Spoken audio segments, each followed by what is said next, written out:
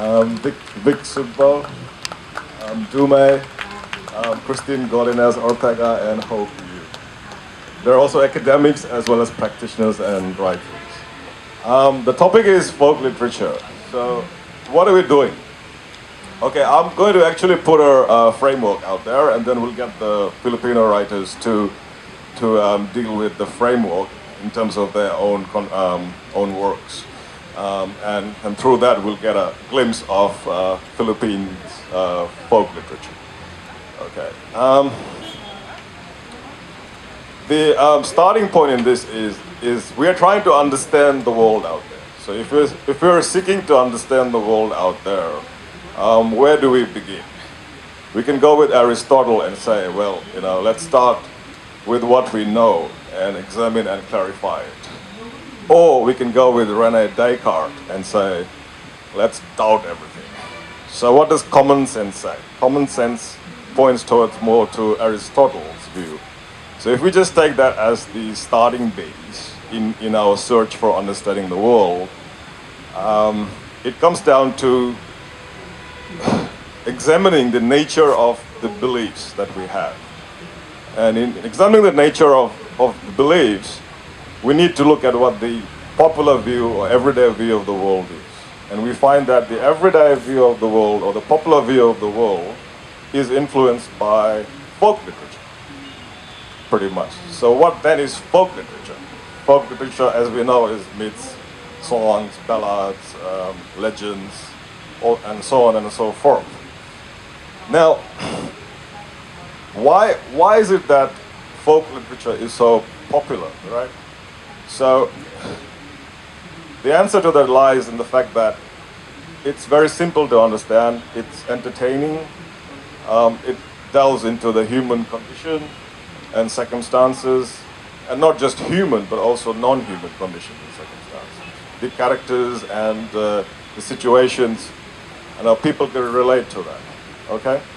And it's also about magic, it's also about superstitions, and most of society is based on superstition at times. And so what I'm going to actually do is focus on 5 aspects of folk literature. And why I'm doing that is because our society, wherever we are in the world, is influenced by that. And one is folk literature and what I would say is the rules that are out there, social rules. They're all non-binding, right, to start off with. But folk literature has given rise to social rules which people follow, and it influences down the track into various things. The second thing is obligations. Folk literature gives rise to obligations. And one of the biggest obligations that we find is morality. Morality is pretty much, passed down, so the good and the bad. And then we have folk literature and the common good. Most of folk literature, kind of promotes the common good. Now, there's a big issue for philosophy here, because if you're looking at the common good has been determined by very few people. So, if you are of the libertarian persuasion, then you'd say that, well, the communitarian view overrides the individual in many senses. So if we go with folk literature, it influences our libertarianism, right? So John Stuart Mill. And then we're looking at how it influences power. So you have folk literature giving rise to different levels of power, because the morality or the evil and the good and all that sort of stuff, obligations and social rules are put within a system to influence power. So the natural question there is, just because something is moral, is it valid?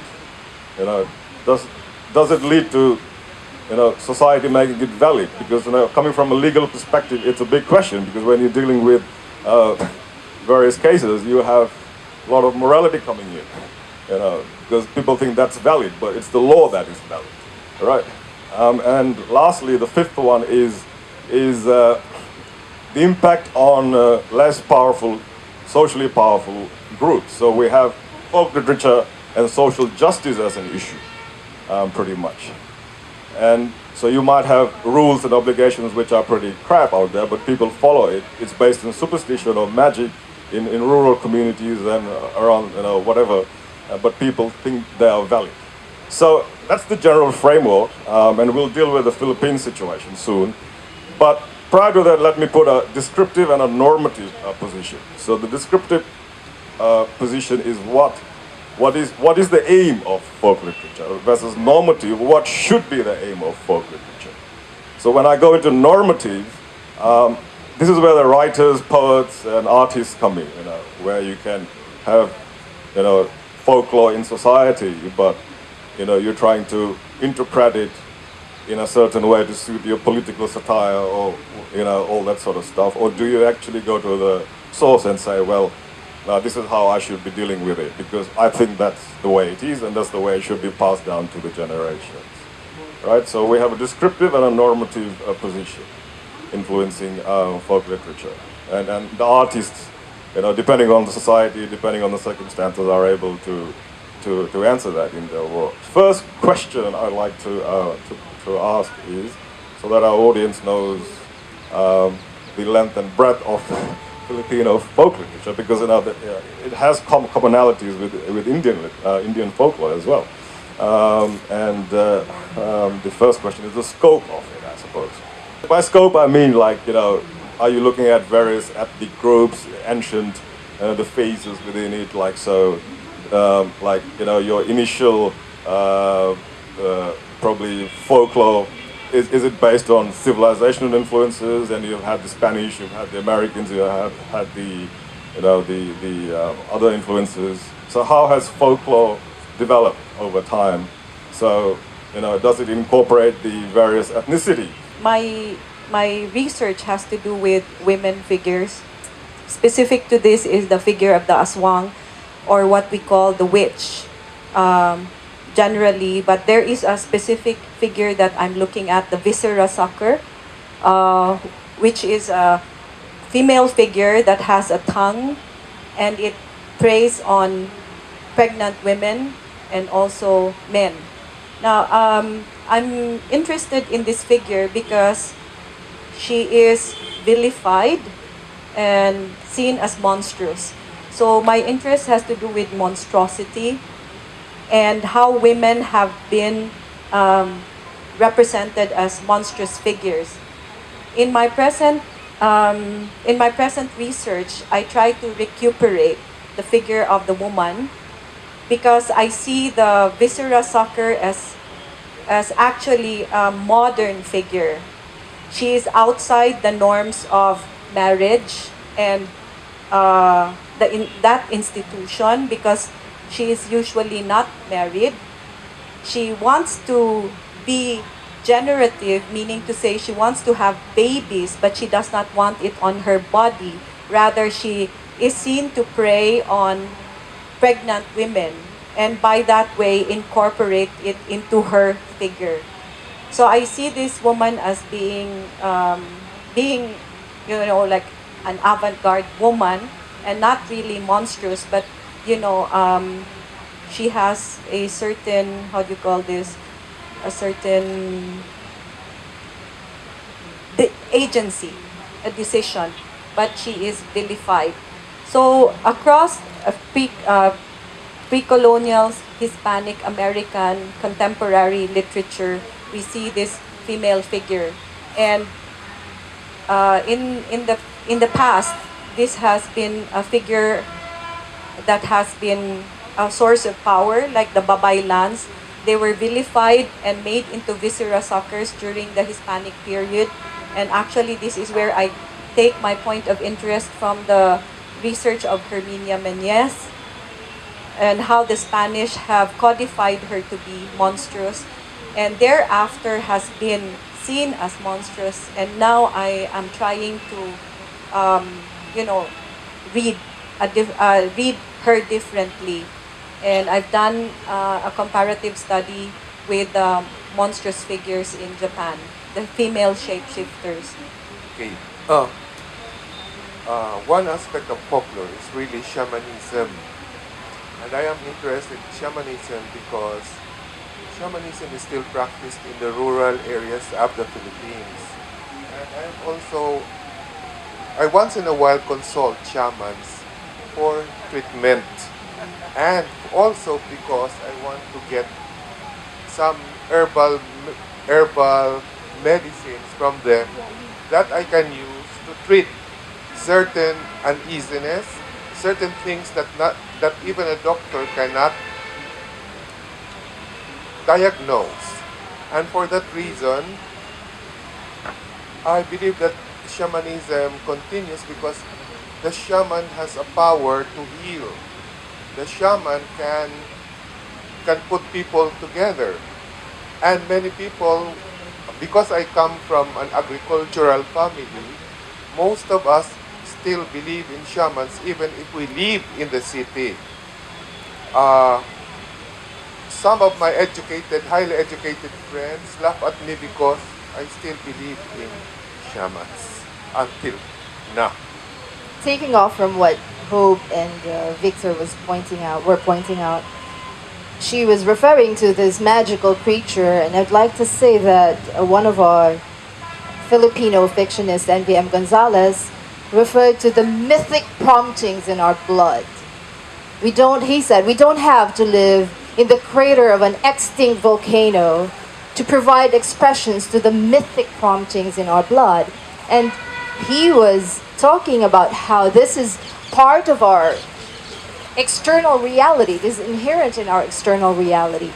By the way, shamans are found not only in rural areas, but also in urban areas. In my hometown, for instance, in Cagayan de Oro City, in northern Mindanao, we have shamans right in the middle of the city. In fact, I was talking to one of them, and he actually told me that he saw this mythical creature we grew up with. It's a gigantic fish made of solid gold living in the middle of our city, which I wrote about in literary nonfiction, not as a mythopoeic project. It didn't start out as a mythopoeic project. I was thinking of culturally mediated ways by which the concept of kaulaw or shame is expressed. And yet, when I was thinking about my childhood, I thought of this theologic wonder we grew up with. We never saw, but we always believed lived among us. So the mythic promptings in our blood we discover when we write as well. So this monstrous creature that Hope was talking about, you can very easily find even among people educated in science or highly educated people. You can very easily find people who would say yes, they know someone, a visceral sucker in their neighborhood, and they would hear the wings flap at night. So it is very much a part of our external reality. I'll take off from that shaman discussion because I grew up in a village, in a small village. I was mentioning in the previous panels, I belong to an indigenous community group, an ethno-linguistic group called the Kankanare. So, yeah, our shamans are our poets, our storytellers. They are the ones who keep the community intact. Like I grew up during special occasions, especially on wakes when someone's dead, and then the community gets there. People share stories, like they chant together, and it's always led by this shaman figure, this storyteller, and then it gets on like there's a common myth that everybody knows, and then one person starts it and the other person starts it, continues the story. So it's like a common consciousness among the community. So with my work, because after the when the Philippines got more interest with the indigenous peoples communities and the mythologies and the stories, I think we are the second generation. So I did research on folklores and stuff, and then I had a struggle writing the mythologies, which are actually oral in form. They are not written. So I don't know if I would keep the original form in the written, in the written form, or should I do something about it? Is this sacrilege or whatever? But then I found out, like, along the process, that I also have to have my voice. And the present trend, like, not only in the Philippines, like all over, is spoken word or performance poetry. So I try to get mythical figures, or even the stories, and retell them in English. Even I try to use also my mother tongue, and then do a translation. So because of course not everybody could understand my language. It's a minority language. Good morning, everyone. I would like to talk about Mindanao and the folk literature of Mindanao, which I am most interested in, and which I study. As a university student, I majored in English and American literature, and this is the folk literatures of our country, especially those in the hinterlands. It was only when I joined the National Commission for Culture and Arts, and I was always with my very good friend, Dr. Linda Alburo, and she would bring me to the Lopez Museum, and I would just, sit around and wait for her to do her research until I got a bit bored, and I went around the library and I saw some of the books, some huge ones, and I said, some of these stories are not really so beautifully written. Because for centuries, or in the past, in the modern age, the onset of the modern age, our own anthropologists, social scientists, and linguistics scholars were the only ones interested in our folk literatures. They collected, they published, but these were in toto. I mean, they recorded and then published the actual, singing, no, the transcribed, the actual singing of the chanters. And I discovered that maybe I should get into this. So I started reading. Not that I'm ignorant about fairy tales of other lands, no, or the tales of other lands. These were fed to us when we were children.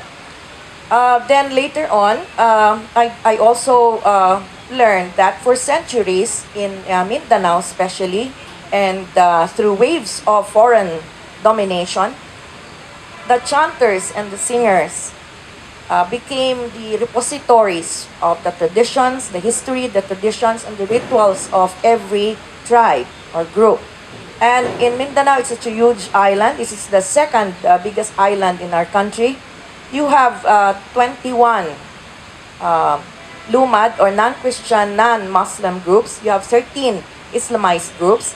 And one of our pioneer folklorists, this is A. Arsenio Manuel, theorized that perhaps every group has its own epic.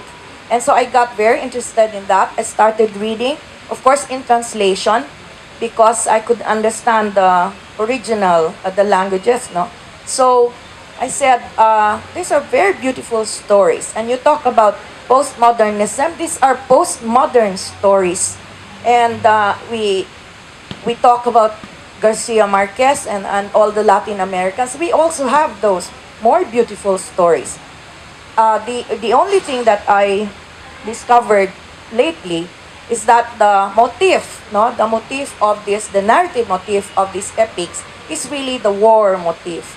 And yet, towards the end of many of these epics, they talk about peace and how to reconcile and how to trace the affinity of all the groups, that they sprang from two brothers, and that one became Islamized, the other remained Lumad. And perhaps we can, with our studies and with the with the modern contemporary stories that we write about, we can weave in these folk stories and perhaps help in the peace process, a resolution of conflict. And that's what some writers now are doing, and I'm one of those also writing about these stories. Okay, thanks for that. Now I'd like to move the conversation to getting an understanding of the themes that are prevalent in Filipino folklore and how much of Indian influence there is or commonalities. But before that, just a disclaimer that in India, I mean, a lot of our pretty much everyday life is influenced by folklore. For example, Indian wedding. So there are certain themes coming through, and our funerals, our birth, so creation is a theme. But there are two strands that stand out. One is that not all people are created equally in our folklore. So and there's an implication for the liberty and human rights and all that sort of stuff. And the second thing, as Socrates has pointed, has said before, and which I will quote, is that folklore is, I mean, he didn't say about folklore, but I'm implying it to be, folklore is not like putting sight into the blind, but rather it enables us to see the world better with the vision that we have. Right. So we have those two strands so much prevalent in Indian folklore. So I'd like the panel to dwell on that. I think one of the themes in Philippine folklore has to do with belief in the spirits that live around around our environment, and many of the things that we still practice, although the young generation is not aware of this, is that we have to respect objects of nature, like trees, like plants, and we are supposed to respect them and not destroy them. And one way of expressing respect to nature is before the planting season, before rice planting season, there is a person who is assigned to perform the ritual to appease the spirits of the rice field and to help the farmer grow good rice. And until now, this practice is still being done in the hometown of my mother, which is really a very rural area, very far away from the city. This is one of them. This is one of those that still govern our lives today. This belief of the existence of spirits. You mentioned about social inequalities. Yeah, the Mindanao epics are aristocratic and they are bloody, and you have yes, the royalty, the nobility cannot mix with the lower class and the slaves. There are slaves, and only those who belong to the royalty or the nobility can go to heaven. They ride the sarimbar, or this is a conveyor, and they go to heaven. And that is, the heaven there is the utopia. You don't get hungry, you don't die, and only the selected ones go up. And I would like to also say that the belief in spirits is very strong. There are many gods, and you have to pray all the time. For every occasion, you have to offer. There are offerings, and if you don't, you are punished. There are different, we call them diwatas, and diwata for this, diwata for that. And you either, what is the punishment? Either you are transformed into an ugly being, or you die. You know. So these are some of the things that are really beautiful. I mean, beautifully interesting in the epics. In contemporary mythopoeic projects, for instance, Hilda Cordera Fernando wrote The Magic Circle. It's a story of a little boy, the son of a laundry woman, who gets invited to a wedding in the forest, and he meets all these magical creatures. It was also adapted for a stage production and titled Umuulan, Umaaraw, Kinakasalan, Tikbalang. In English, it is raining alternatively and simultaneously the sun is shining. The Tikbalang, a half horse, half human creature, okay, they're getting married.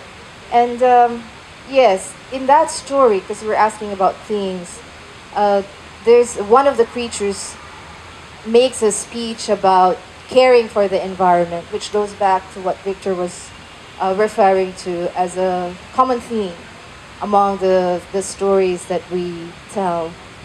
In my community, like the Kankanake, believe that the gods are our ancestors. So we have a very strong ancestral worship. We have 21 gods, but in other ethno-linguistic communities, there's more. So it's still clearly reflected in our everyday lives, in the rituals during planting seasons. So women would chant the story of the gods, and while before they plant, just to bless the the rice field to be planted on. Yeah, and rice, it's in the agricultural cycle. So also our realm is like we have two realms. We believe in two realms: the unseen and the seen, the adikaila and the kaila. So the seen world is this reality we live in now, and the unseen is where our ancestors is the realm of the ancestral spirits, the gods, and also the malevolent spirits. And this realm resides in nature, in brooks, in trees, in the mountains. So yeah, that's why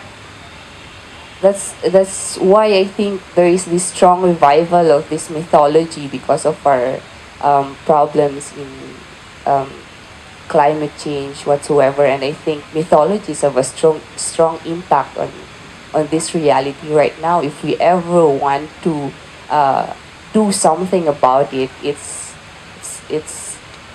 the right time to listen to mythologies again. I'm glad Pranesh has brought up the topic of inequality. I believe in an alternative reading, and I suppose that the stories are told from a certain perspective. Stories are told from a vested interest. Now, as a listener, as a lover of literature, I choose to open my mind to read literature in the way it's been read, but to open up the text to a more egalitarian reading. Of course, no language is neutral, and we know even from history that there are representations, but it's always from the perspective of the victor and never from the victim. And I suppose as an academic, as a critic, my training has been to read the story in that light, and Pranesh has outlined the main important points: the issue of social justice, the issue of morality, the issue of the subaltern, so to speak. Now, if we read the text differently, the text always is open to an alternative reading, that you can choose it to be a language of empowerment instead of a language of the disenfranchised. And so if we look at the stories, women have been oppressed, but at the same time it says that they have been complicit in this oppression. And so how do you look at these stories as a language of empowerment? In my case, for instance, the witch is vilified. She is really a monstrous figure. But this monstrosity is also a critique of patriarchy. It's a critique of the oppression. It's a critique of the institution that keeps her a victim. And as a witch, it's her expression of agency. It's an expression of power. It's not really to devour, but it's actually to sort of set in motion a kind of, a balance. And so it can be read in this light. And that's why folklore is very powerful, because it's an expression of the deepest, unconscious desires of the human beings. We can see that Filipino folklore has a lot of similarities in terms of themes and the nature of it, in terms of the issues it brings up with Indian folklore.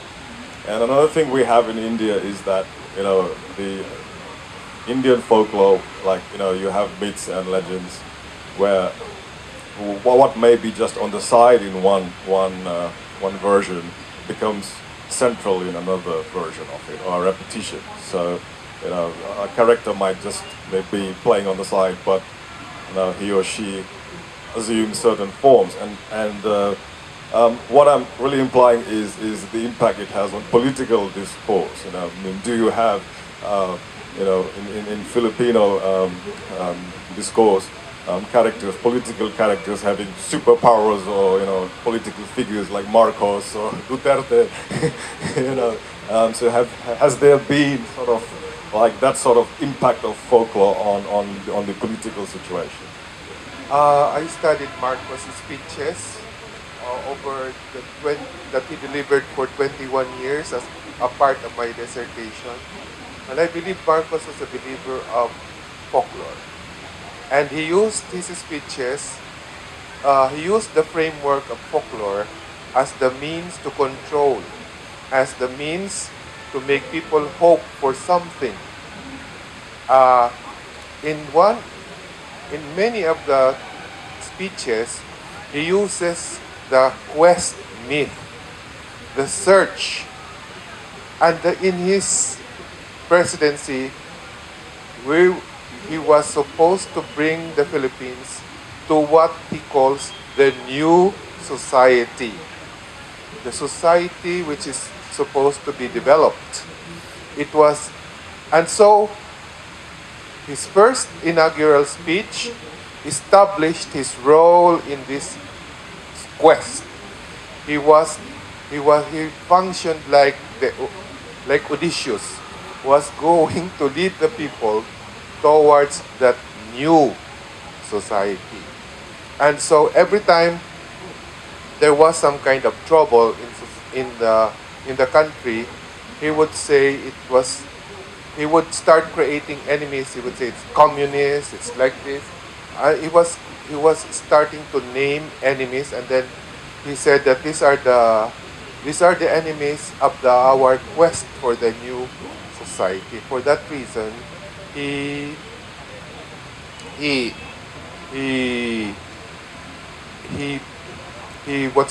For that reason, he persecuted most of his enemies, and I think some of them had to be killed.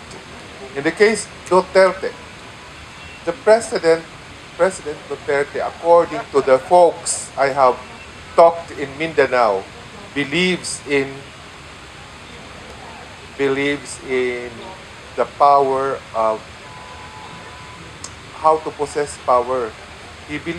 According to a friend, Duterte consults certain shamans and gets from them what you call these charms called the anting-anting. And according to them, you cannot kill Duterte. Duterte cannot be hit by a bullet because he is shielded by these three anting-antings. And there's a story of, I had the opportunity to ride in a taxi in Cebu last year, who told me that he was a killer for hire. And I said, but your hair is already gray. are you still working as a killer for hire? He said, not anymore. My wife does not want me anymore to be a killer for hire. But he told me that anyone who plans to assassinate Duterte cannot assassinate Duterte because of that power. And according to him, Duterte can stand on a banana tree that has been cut in half, and he can stand there on top. That is the story about the story I've gotten about President Duterte from a killer for hire.